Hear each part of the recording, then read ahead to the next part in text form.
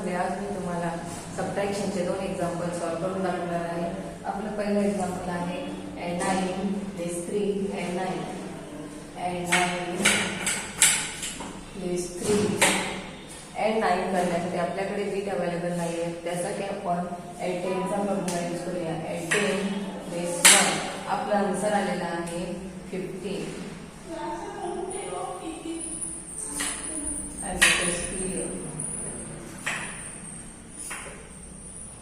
आपलं दुसरं एक्झाम्पल आहे add 4 less 3 and 9. add 4 less 3 and 9 करण्यासाठी आपल्याकडे बीट अवेलेबल नाही आहे.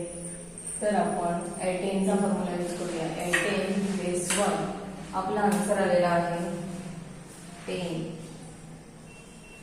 Everything is clear.